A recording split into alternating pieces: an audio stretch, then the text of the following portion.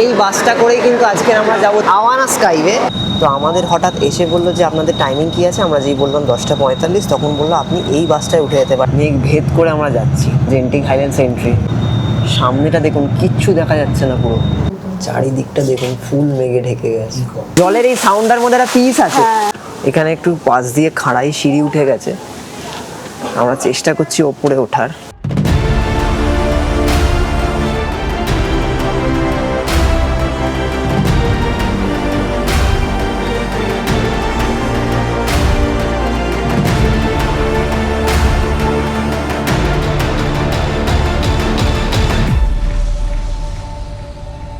Good morning. আজকের second last day আমাদের মালয়েশিয়াতে। আজকে হচ্ছে 29 জানুয়ারি 2026, আর আমরা বেরিয়ে পড়েছি। আজকের আমরা যাব জেন্টিং হাইল্যান্ডসে। ওখানে রোপওয়েও আছে, খুব সুন্দর, অনেকখানি রাস্তা রোপওয়ে চড়া যায়। তো আওয়াজ যথারীতি আমাদের গতকালকের মতোই কিন্তু বাসে করে আগে রোপওয়ের জায়গায় যেতে হবে, এবং সেটার ডিস্টেন্স কিন্তু ওই 1 ঘন্টা 15 মিনিট কোনো নয় বাস আমি শুনেছি যেটা, আর কোনোটা 1.5 ঘন্টা 2 ঘন্টা এরমই টাইম লাগে। তো ফার্স্টে আমাদের চলে যেতে হবে কেএল সেন্ট্রালে। কেএল সেন্ট্রাল যাওয়ার জন্য আপনারা হয়তো এতদিনে জেনেই গেছেন কিভাবে কি করতে হয়। তো এলআরটি ধরে নেবো আমরা এই মসজিদ জামেক স্টেশন থেকে। আমরা এখন পৌঁছে গেছি কেএল সেন্ট্রালে। তো যারা যারা জেন্টিং যেতে চাইবেন, আপনারা কুয়ালালামপুরে যেখানেই থাকুন না কেন, কেএল সেন্ট্রালে চলে আসবেন ট্রেন ধরে, এবং কেএল সেন্ট্রালে আসার পর ঠিক এই এক্সিট গেট দিয়ে কিন্তু আপনাদের বেরিয়ে যেতে হবে, কারণ এবার কিন্তু আমরা আওয়ানা স্কাইওয়েতে যাব বাসে করে। তো কেএল সেন্ট্রাল থেকে বেরিয়ে দেখুন জেন্টিং হাইল্যান্ড লেখাই আছে, বাস টু জেন্টিং হাইল্যান্ড। তাহলে এই নিচে নামতে হবে আপনাদের, এখান থেকে আপনারা কিন্তু বাস পাবেন। এইটা হচ্ছে জেন্টিংয়ে যাওয়ার জন্য বাসের এরিয়া। এখান থেকে কিন্তু আমরা ঠিক কালকে যেরকম টিভিএসের টিকিট কেটেছিলাম টিভিএস থেকে, সেরকমভাবেই আবার টিকিট কেটে নেব। এই বাসটা করেই কিন্তু আজকে আমরা যাব জেন্টিং হাইল্যান্ডস, অর্থাৎ আওয়ানা স্কাইওয়ে। আওয়ানা স্কাইওয়ে থেকে আমাদের আবার রোপওয়ের টিকিট আলাদা কাটতে হবে। এমনি সময় কিন্তু জেনারেলি একসঙ্গে দেয়, ওখানে লেখাও আছে বাস আর আওয়ানা স্কাইওয়ে মানে রোপওয়ের টিকিট, কিন্তু আজকে দিল না, বললো ওখান থেকে রোপওয়ের টিকিট সরাসরি কেটে নিতে হবে। আর দুটো একসঙ্গে কাটলে কিন্তু পার হেড অ্যাডাল্টের 21 রিঙ্গিত পড়ে। আমাদের যেহেতু বাস টিকিট কাটলো তাই 11 রিঙ্গিত করে নিয়েছে, তাই তো শ্রেয়া? ওটাই আমি দেখি। হ্যাঁ, 11 রিঙ্গিত করে নিয়েছে। 11 11 22 রিঙ্গিত, টোটাল 20 রিঙ্গিত নিয়েছে। ও আচ্ছা, 11 রিঙ্গিত নেয়নি কিন্তু, মানে 11 লেখা আছে কিন্তু টোটাল নিয়েছে 10 রিঙ্গিত করে, 10 10 20। তো ওখানে গিয়ে রোপওয়ের টিকিটটা কত নেয় বলছি, আর বাস এক্সপিরিয়েন্সটা কেমন হয় সেটাও জানাচ্ছি। তো আপনাদের যেমন দেখিয়েছিলাম, কেএল সেন্ট্রালে এসে এক্সিট করে নিচে চলে আসতে হবে এসকালেটর দিয়ে, এবং এখানে পিছনে দেখুন কাউন্টারটা দেখালাম, ওই কাউন্টার থেকে টিকিট কেটে কিন্তু সামনে এগিয়ে আসতে হবে, মানে এসকালেটর থেকে লেফটে ঘুরতে হবে, আর একদম লাস্ট কাউন্টারটা। আর এটাই হচ্ছে প্ল্যাটফর্ম 2। আচ্ছা, আমরা এই বাসটায় উঠতে যাচ্ছিলাম, এটা কিন্তু 10টার বাস, মানে আমি একটু মিস্টেক করেছি, আমি 10:45টাকে ভাবছিলাম 11:15, কিন্তু এখন কিন্তু ঘড়িতে বাজে 10টা বাজে 10, মানে এখনও 11:15 বাজেনি। তো আমাদের নেক্সট বাসে যেতে হবে, আমাদের টাইম হচ্ছে 10:45-এ, 11:15টার বাসে আমরা যাব।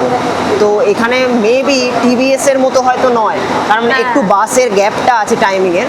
তো আপনাদের কিন্তু তাড়াতাড়ি চলে আসতে হবে, আমরা যতটা সম্ভব পেরেছি তাড়াতাড়ি চলে আসার। এমনিতেও মালয়েশিয়াতে কিন্তু একটু সকাল দেরি করে হয়, আলো ফুটতে দেরি লাগে, আবার সন্ধ্যেটাও কিন্তু দেরি করে হয়।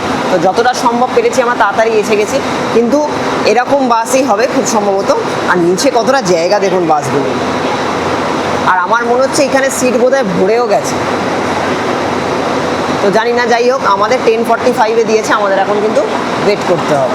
আচ্ছা, এখানে কিন্তু আমরা জানতে পারলাম, এখানে আমি যেরকম বলছিলাম বা ভাবছিলাম যে একটু বেশি বেশি গ্যাপে বাস আছে, তা কিন্তু নয়। এখানে কিন্তু 15 মিনিটস অন্তরই বাস আছে, বাট আমাদের যেহেতু ওখানে স্পেস ছিল না, তাই জন্য আমরা 10:45-এই টিকিট পেয়েছি। এই যেমন এখন একটা বাস আসলো, এটা কিন্তু 10:15-এর বাস। আগে যে বাসটা দাঁড়িয়েছিল ওটা কিন্তু 10টায় বেরিয়ে গেছে। তো আমাদের এখন ওয়েট করতে হবে, আবার একটা 10:30-এর বাস আসবে, তারপর 10:45-এর বাসে কিন্তু আমরা উঠতে পারবো। আমরা কিন্তু বাসে উঠে পড়লাম, এখন ঘড়িতে বাজে 10:15। তো আপনারা নিশ্চয়ই ভাবছেন কি করে উঠলাম। আমাদের টাইমিং ছিল 10:45, কিন্তু যিনি ওঠাচ্ছিলেন এই 10টার যে বাসটা ছিল, সরি 10:15-র যে বাসটা ছাড়ার কথা আছে আর কি, এখন 10:15-ই বাজে আর কি। তো সেই বাসটা দাঁড়িয়েই ছিল, এবং অনেক সিট কি হয় খালি থাকে। তো আমাদের হঠাৎ এসে বললো যে আপনাদের টাইমিং কী আছে, আমরা যেই বললাম 10:45, তখন বললো আপনি এই বাসটায় উঠে যেতে পারেন আপনারা এবং আমাদের সিট নাম্বারও বলে দিল 19 অ্যান্ড 20। মেবি এখানে কেউ প্রেজেন্ট নেই, আসেনি হয়তো, সেই জন্য আমাদেরকে এই বাসে পাঠানো হলো। তো এই ব্যাপারগুলো কিন্তু এখানে চলে, তো আপনাদের এটা বলে রাখি। এবং ইতিমধ্যে বাসটা ছেড়েও দিয়েছে। রাইট, এই সবে জাস্ট ছাড়লো, দেখুন আপনাদের বলতে বলতেই ছাড়লো।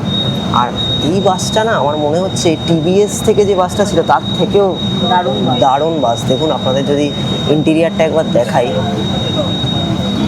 Just awesome. আমাদের দীঘা যাওয়ার বাসের থেকে অনেক ভালো। কিন্তু অনেকই ভালো। অনিন্দ কিন্তু ঝোপ বুঝে জানলার ধারে বসে পড়েছে। আচ্ছা, আমাকে নাও বললো, না, বসবো? তুমি জানলার ধার নাও। না না, কোনো দরকার নেই, তুমি বসো, তুমি বসো। একই তো, বাসটা সুন্দর, যেখানেই না, বসো ব্যাপারটা সেখানেই হচ্ছে ভালো যে- লাগে। না, ব্যাপারটা হচ্ছে যে অনিন্দ তো মানে যেহেতু অনিন্দই ক্যামেরাটা হ্যান্ডেল করে, তো সেই জন্য অনিন্দ দেখাতেও পারবে বাইরেটা আমার থেকে ভালো, ওই জন্যই ওই বসো। না না, তুমি যদি চাও না তাহলে না, বসো। তুমি বসো, তুমি বসো। আচ্ছা, বাই দ্য ওয়ে, আমি কিন্তু দেখতে পাচ্ছি এখনো অনেকগুলোই সিট খালি আছে। যেমন দেখুন এই সিটটা খালি, পিছনে দুটো সিট খালি। পিছনে দুটো সিট খালি, অনেকগুলো সিটই খালি আছে। এই বাসগুলো সিটগুলোর কিন্তু খুবই কমফোর্টেবল। আমরা টিভিএস থেকে যে বাসে গেছি ওগুলো তো কমফোর্টেবল ছিলই, এগুলো আরও বেশি কমফোর্টেবল। দেখুন আপনাদের যদি সামনের সিটটা একবার দেখাই, এটা বেশ একটা হেড রেস্ট মতো, খুব সুন্দর, মানে কমফোর্টেবল। এবং এখানে একটা জলের বোতল রাখার জায়গা আছে, শ্রেয়া অলরেডি রেখে দিয়েছে। আর এখানে চার্জিং পোর্ট আছে, মানে আপনার সামনের সিটের পিছনের দিকে থাকবে এটা, দুটো সিটের জন্য দুটো চার্জিং পোর্ট, তো আপনারা ইউএসবি দিয়ে চার্জ করতে পারবেন।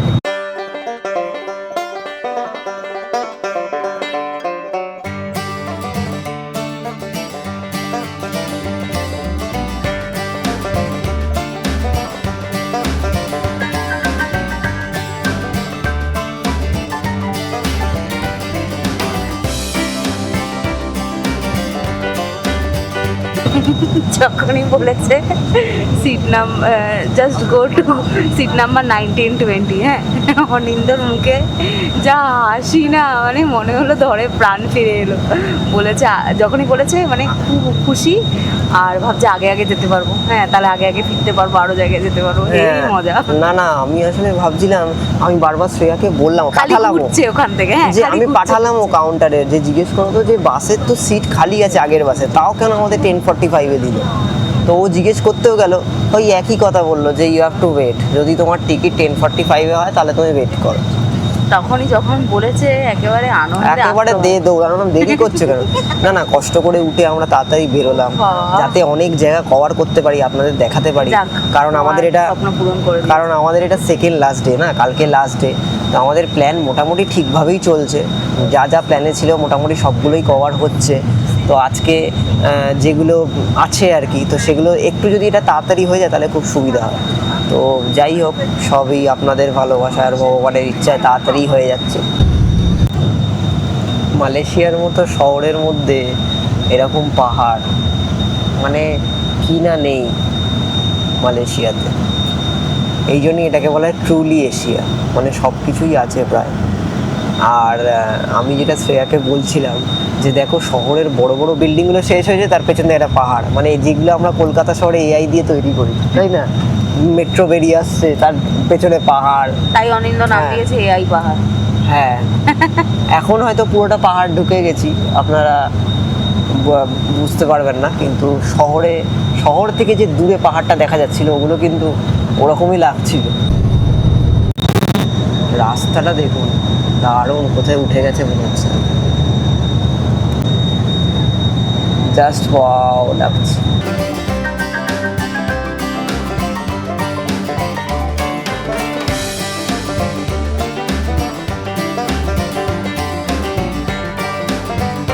দেখুন আমরা কিন্তু এখন মেঘের মধ্যে দিয়ে যাচ্ছি, এগুলো কিন্তু সব মেঘ বয়ে চলে যাচ্ছে, মানে এতটাই আমরা উপরে উঠে এসেছি, পুরো মেঘ ভেসে চলে যাচ্ছে, মেঘ ভেদ করে আমরা যাচ্ছি, পুরো দেখাই যাচ্ছে। এই ফিলটা কিন্তু আমরা যেগুলো দার্জিলিংয়েও পেয়ে থাকি সেম আর কি, এখানেও কিছু ব্যতিক্রম কিছু নয়। আর গাছগুলো দেখো শ্রেয়া, দারুণ দারুণ, মানে দারুণ একটা অনুভূতি।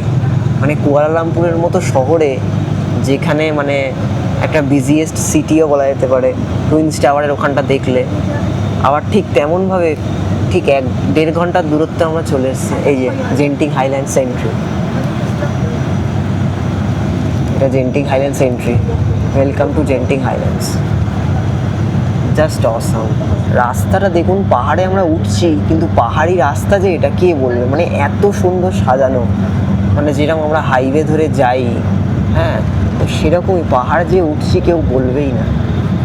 আর মানে পাশের ঘাসগুলোও দেখুন সুন্দরভাবে কাটা, সুন্দরভাবে ইন্ডিকেট করা আছে, ডিরেকশন দেওয়া আছে, মার্কিং করা আছে, মানে এত সাজানো গোছানো সত্যি ভাবা যায় না। জাস্ট ওয়াও, অসাধারণ। শ্রেয়া কেমন লাগছে? দারুণ লাগছে, তুমি কোথাও নিয়ে নেবো। পুরো শ্রেয়া কি বলছে, সুইজারল্যান্ড লাগছে। সুইজারল্যান্ড লাগছে সত্যি ওরমই কিন্তু একটা ভাইবস দিচ্ছে। গান তো অ্যাজ ইউজুয়াল বন্ধ হয়ে গেছে। হ্যাঁ হ্যাঁ।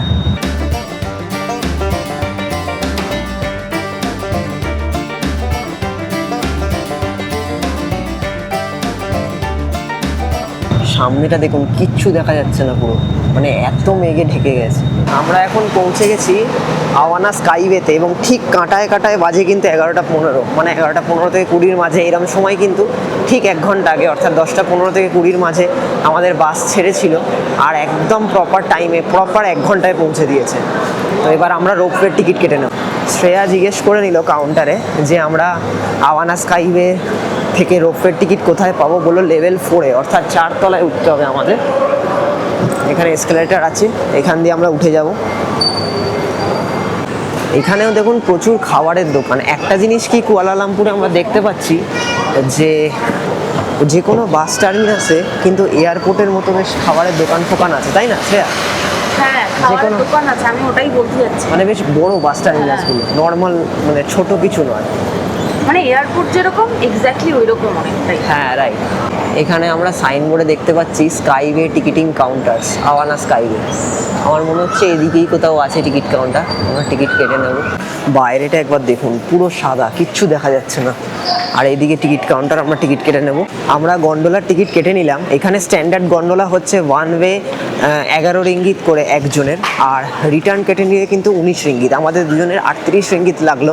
আমরা রিটার্নই কাটলাম, কারণ রিটার্নেই কম পড়বে, তাই জন্য রিটার্নটাই আপনাদের সাজেস্ট করবো কেটে নেওয়ার জন্য। এটা কিন্তু স্ট্যান্ডার্ড গন্ডোলার সি, এখান দিয়ে এন্ট্রি করতে হবে। আরেকটা আছে এক্সপ্রেস গন্ডোলা, ওটা লাগবে না, আই থিঙ্ক স্ট্যান্ডার্ড গন্ডোলাই আমরা কেটে নিয়েছি, তো ওটা আরও বেশি টাকা। ওই যে দূরে দেখা যাচ্ছে গন্ডোলা, আমরা এখন উঠবো। শ্রেয়া খুব খুশি, আগে লাফাতে লাফাতে চলে যাচ্ছে ও, দেখো দেখুন দেখুন, এ কি এ কি এ কি স্ক্যান হচ্ছে। ও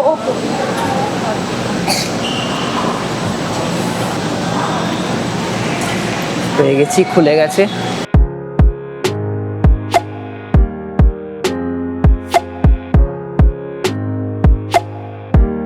দেখুন সামনের গন্ডোলাটা চলে গেল কিভাবে, আর এই ডোর ক্লোজড।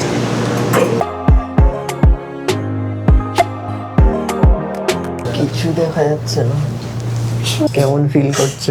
দারুণ, মানে পুরোটাই ঢেকে গেছে একদম মেঘে। পাশ দিয়ে গন্ডোলা গুলো যাচ্ছে, ওটাই দেখতে পাচ্ছি। আর বাকি সবুজ সবুজ ঘাস পাতা। চারিদিকটা দেখুন ফুল মেঘে ঢেকে গেছে, ফুল সাদা, আরো উপরে যাচ্ছে কিন্তু। এই সাইডটা দেখ, এই সাইডটা।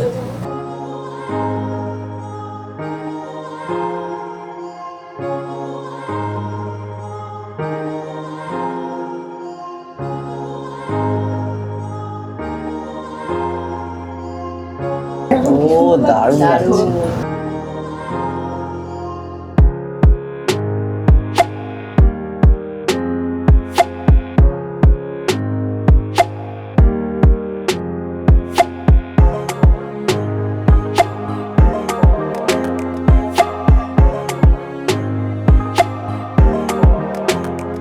এইখানে একটা কিন্তু মাঝপথে আমাদের নামাবে চিনসুই টেম্পেলে।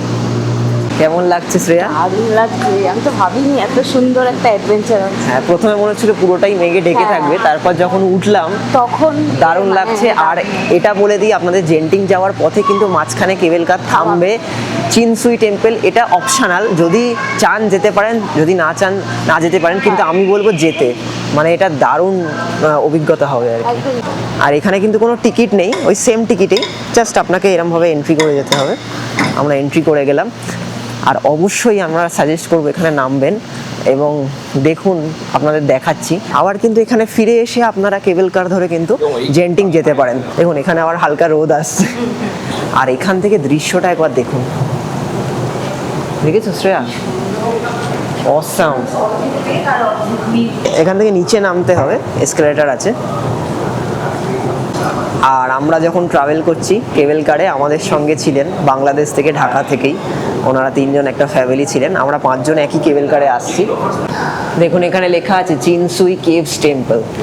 আরও নিচে যেতে হবে আমাদের। এখানে কিন্তু বেশ 3-4টে ধাপে আপনাদেরকে নামতে হবে, মানে 3-4টে ধাপেই আর কি এসকেলেটরটা আছে, মানে অনেকটাই নিচে নামতে হবে। তো আমরা রোপওয়ে করে এলাম, এসে আবার কিন্তু নামছি অনেকখানি। দৃশ্যটা দেখুন একবার এখান থেকে, উফ অসাধারণ লাগছে। হ্যাঁ, আমরা রোপওয়ে করে আস্তে আস্তে যেটা দেখলাম ওটাই, কারণ অনেকখানি আমরা কিন্তু নিচে নেমে এসেছি এই এসকেলেটর ধরে। তো দারুণ লাগছে, দারুণ দৃশ্য। আমরা একটু আগে এগিয়ে যাব, দারুণ এই রাস্তা ধরে আমরা এগিয়ে যাব এবং ওয়াও, এই ওপরে ওঠা যায়।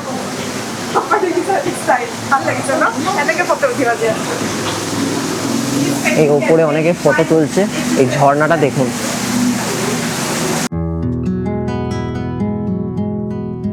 এখানে একটু পাশ দিয়ে খাড়াই সিঁড়ি উঠে গেছে, আমরা চেষ্টা করছি ওপরে ওঠার। একটু ধরে উঠতে হবে, ছোট ছোট সিঁড়ি, খাড়াই সিঁড়ি, মানে পাহাড়ের গাবে পাহাড় কেটেই বানানো। অবশ্যই এদিক দিয়েও আসা যেত।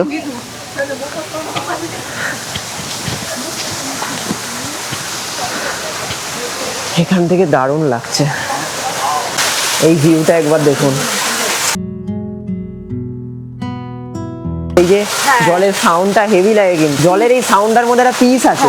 ওই জন্য বৃষ্টি পড়লে দেখবে একটা মনটা যখন ভারাক্রান্ত একটা পিস লাগে, তো সেরকম। আমরা এখন যাচ্ছি আরও ওপরে। আচ্ছা, আপনাদের এই চিনসুই টেম্পল সম্বন্ধে বলে দিই, এটা কিন্তু 1984 খ্রিস্টাব্দে প্রতিষ্ঠিত হয়েছিল এবং এটি বিখ্যাত রেভারেন্ড চিনসুইয়ের সম্মানে নির্মিত হয়। এবং এই যেটা দেখতে পাচ্ছেন, এটা কিন্তু বিশাল একটা প্যাগোড়া, যেটা কিনা 9 তলা, মানে এই 9 তলা বিশাল একটা প্যাগোড়া, এবং এর মধ্যে বিশাল একটা বুদ্ধের মূর্তি আছে কিন্তু ভেতরে। সাইডে সাইডে এইগুলো বানিয়ে রাখা আছে, খুব সুন্দর কিন্তু। আর এই ভিউটা দেখুন, এই ভিউটা দেখার জন্যেই আপনাদেরকে আসতে হবে কিন্তু এই চিনসুই টেম্পলে। দুর্দান্ত লাগছে।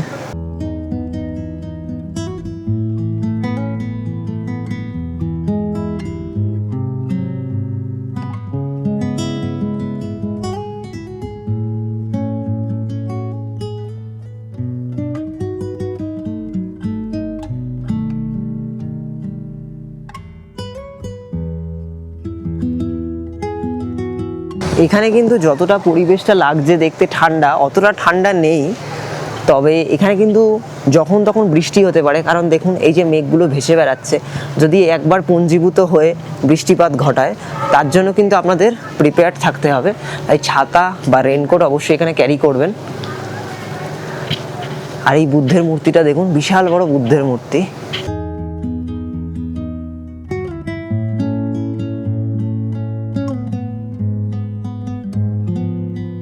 এইদিকে কিন্তু এরকম পাহাড়ি রাস্তা আছে, আপনারা যেতেই পারেন।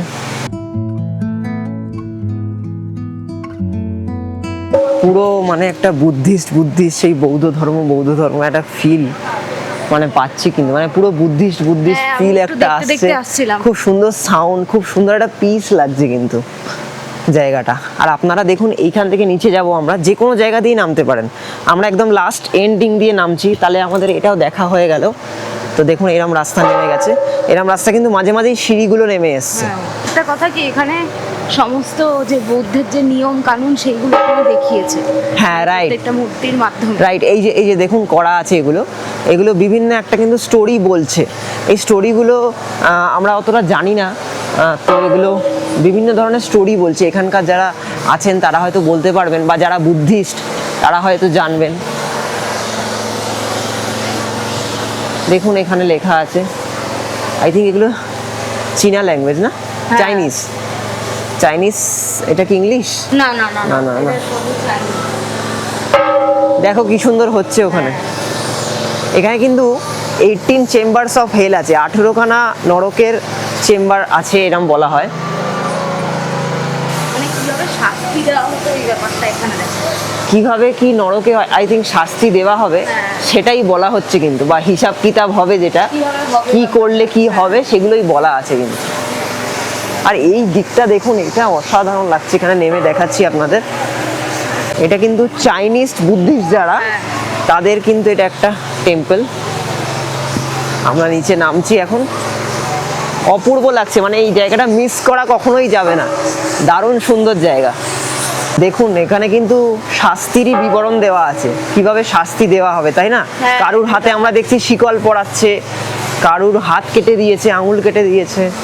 অ্যাকচুয়ালি ওই জন্যই বলে যে এখন বেঁচে থাকতে কর্ম ভালো করুন, হ্যাঁ, রাইট। পরে কি হবে কেউ জানে না। পরে কিন্তু এই অবস্থাই হবে। তাহলে সব ধর্মের মূল কথা একই আমরা দেখতে পাচ্ছি। দেখুন ভালো করলে ভালো হবে। এই ওয়াটার সাউন্ডটা আমার আর শ্রেয়ার ঘরে রাখার খুব ইচ্ছে, আমার একটা মানে পিস দেয় না এই জলের সাউন্ডটা, খুব পিস দেয়। এখানে অনেকে কয়েন ফেলছে, সেই যেরকম আপনাদের বলেছিলাম, সেই যে সেন্ট ফ্রান্সিস জাভিয়ারের ওখানে যে কয়েন ফেলেছিল, বিশ্বাস আর কি। তো কয়েন ফেলছে, নোটও ফেলছে, দেখো জলের মধ্যে নোটসও আছে। এখানে কিন্তু জলের মধ্যে নোটটা পড়ে আছে, কিন্তু আমরা দেখলাম নোটের কিন্তু কিছু হচ্ছে না। Actually কি জানেন তো, মানে এই নোটগুলো অন্যরকম টাইপের তৈরি হয়, তো জলে বা আপনি মুড়িয়ে যদি দেন ওটা গ্লস পেপার, কিন্তু গ্লস পেপার সোজা কিছু হচ্ছে না। নোটগুলো এরকম ভাবেই তৈরি। বিশাল, মানে বিশাল বৌদ্ধ মূর্তি। ওইদিকে একটা আপনাদের উপরে দেখালাম, এই দিকে, আর এখানে একটা বিশাল বৌদ্ধ মূর্তি আছে দেখুন। আমাদের গায়ে কিন্তু মেঘ এসে টাচ করছে, লাগছে কিন্তু, দেখো ধোঁয়া ধোঁয়া আসছে না, ওগুলো মেঘ আসছে। আর এখানে একটা বিশাল বড় ঘন্টা আছে, 1 বেল সাউন্ড ফর 1 উইশ, দেখুন লেখা আছে। আর শ্রেয়া চলে গেছে বেল বাজাতে। না হয়নি ব্যাপারটা, ওইদিকে এদিকে না? হ্যাঁ, এখানে কিন্তু সিসিটিভি ক্যামেরাও লাগানো আছে। আর এখান থেকে নিচ থেকে ওপরটা দেখাচ্ছে, দেখুন দারুণ লাগছে। আবার মেঘ এসে জমা হয়েছে, অসাধারণ। ওইদিকে বৌদ্ধ মূর্তি, দুর্দান্ত লাগছে।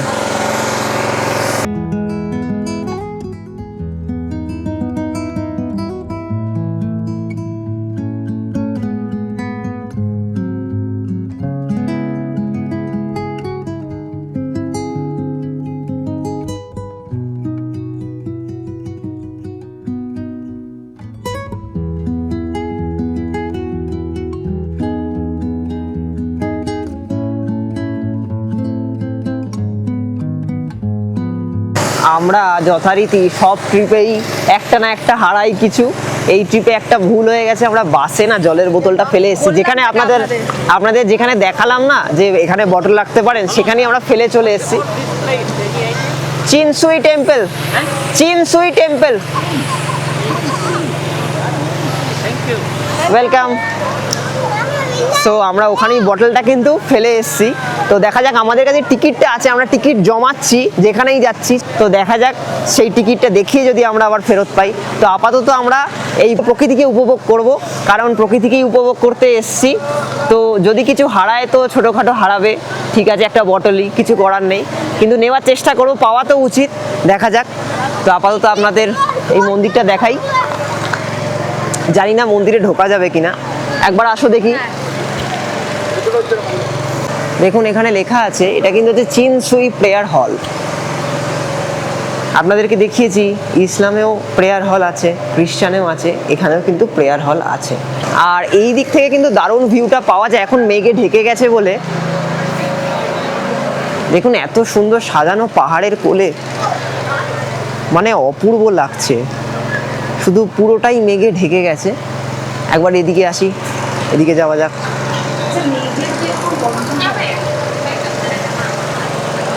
হ্যাঁ, মেঘের না একটা ইয়ে থাকে, মানে আমি যখন কাশ্মীরে গেছিলাম ছোটোবেলায়, একটা জায়গা থেকে উঠতে বলছিল, তো আমার জেঠিমাও গেছিলো, বড় জেঠিমা, তো জোর করে তাকে উঠিয়েছি, তখন যাবে না। তারপর জেঠুও উঠেছিল, তো সেখানে কিন্তু মেঘগুলো এরকম গায়ে টাচ করে চলে যাচ্ছিলো। তো ছোটোবেলায় আমার প্রথম ওইখানেই কিন্তু মেঘের মানে গায়ে টাচ করার যে ফিলটা ওটা আসে। এবং খুব মেঘ চলে গেলে কি হয়, অনেক সময় গাটা জল জল হয়ে যায়। আর একটা স্মেল থাকে, জানি না আপনারা পেয়েছেন কিনা, যারা জানবেন তারা একটু কমেন্ট করবেন। শ্রেয়ার ওই প্রথমবার মেঘ গায়ে টাচ করে চলে যাচ্ছে, আর একটা স্মেল থাকে।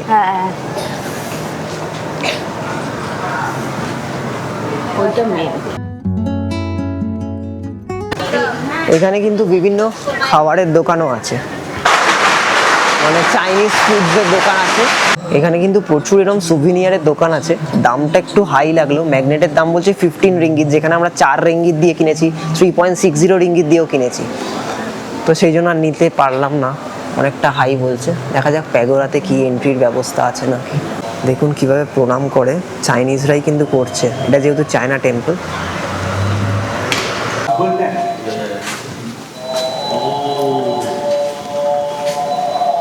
দেখুন একবার আমরা সামনে হাঁটছি, মানে হেঁটে যাচ্ছি, এতই মেঘ, মানে সামনেটা কিচ্ছু দেখা যাচ্ছে না, মানে এক হাত ডিস্টেন্স, হ্যাঁ হ্যাঁ হ্যাঁ, এইবার আবছা এইবার দেখা যাচ্ছে, কিন্তু ওইদিকে কি আছে যায় দেখাই যাচ্ছে না। আমরা হারিয়ে ফেলেছি প্যাগোরা কোথায় আছে। এবার আমরা এই ওপরটায় উঠবো, আবার আওয়ানা স্কাই স্টেশনের দিকে চলে যাব। আমরা কিন্তু যে পথ ধরে এলাম সেই পথ ধরেই আবার যথারীতি উঠে যাচ্ছি আওয়ানা স্কাইওয়ের দিকে। একটা ছবি তুলবো, তারপরেই কিন্তু চলে যাব আবার ওইখান থেকে, সেম জায়গা থেকে যেখান থেকে নেমে চিনসুই টেম্পল এলাম, ওখান থেকে সেম জায়গা থেকে গন্ডোলা ধরে আমরা চলে যাব জেন্টিংয়ে। আবার আমরা উঠে গেছি গন্ডোলাতে।